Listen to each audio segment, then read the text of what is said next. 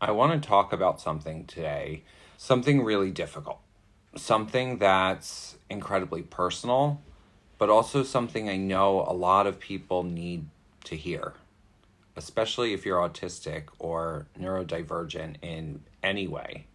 I want to talk about what I call the Autistic No. For most of my life, I believed I was broken when it came to consent.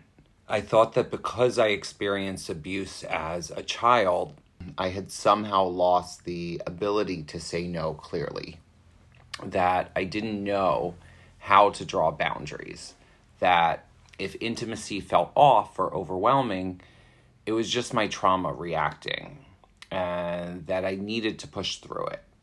I spent years thinking that something inside me was fundamentally wrong, that I couldn't tell the difference between choosing something and just going along with it. I even convinced myself that going along with something I didn't want was somehow still my choice because I hadn't stopped it. But over time, and especially since starting to explore my own neurodivergence more seriously, I've come to realize it wasn't just trauma, it was autism. There have been moments in my life where my body was saying no, completely and clearly. I felt it in my chest, in my stomach, in my skin, but I couldn't say it out loud. Not because I didn't want to, but because I literally could not. I would freeze. My mind would go blank. My speech would just completely shut down. I couldn't move. I couldn't advocate for myself. And in some cases, I didn't even register what had happened until hours or days later, because it took that long for my brain to process the event.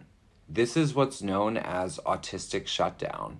And for many of us, especially in high pressure or intimate situations, it's not uncommon, but it's deeply misunderstood.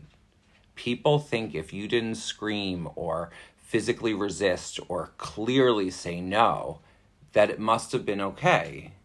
But for a lot of us autistic people, silence doesn't mean yes. It means overload. It means shutdown.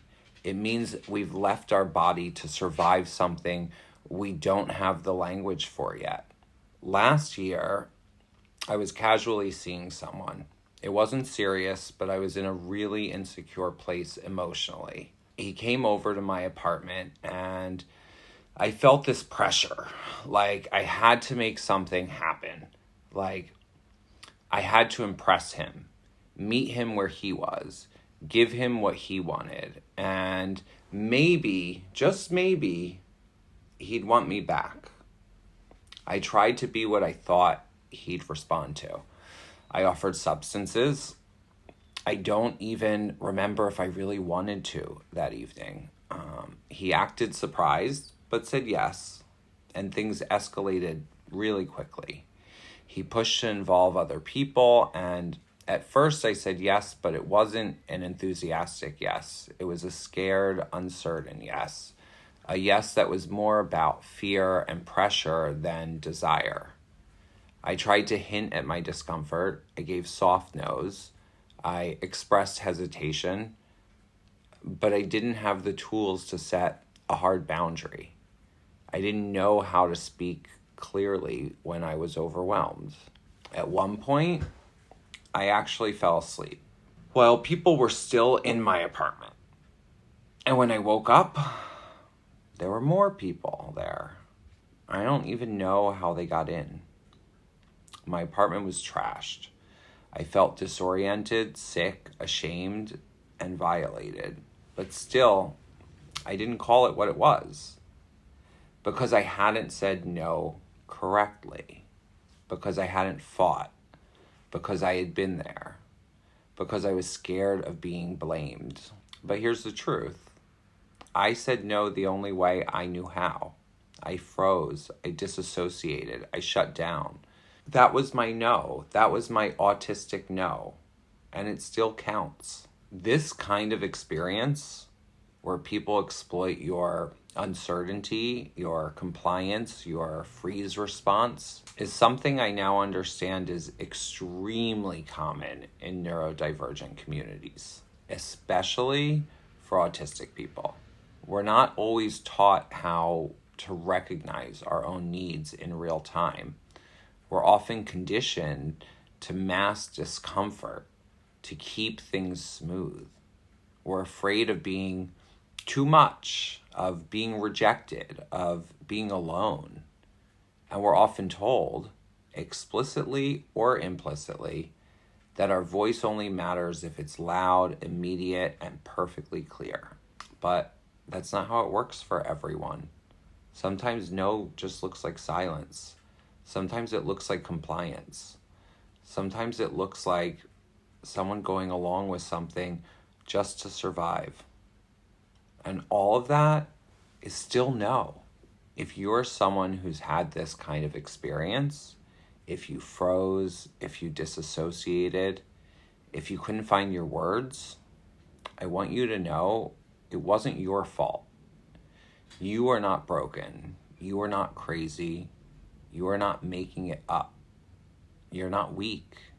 You may be autistic, and your no still matters, even when it comes out late, even when it's quiet, even when it doesn't come out at all. The more I've unmasked and started telling the truth about my body, my voice, my shutdowns, the more I realize how many of us have been quietly carrying these stories and how much harm has been done in these gray areas that aren't gray at all once you understand what's actually happening. This isn't just about changing how we talk about consent. It's about dismantling the idea that only certain kinds of communication are valid.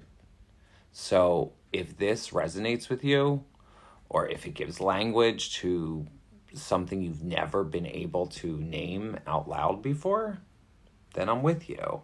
I believe you. And you deserve to take up space in the conversation. You deserve to be safe. And you deserve to be heard. Even when it takes time to learn how to speak.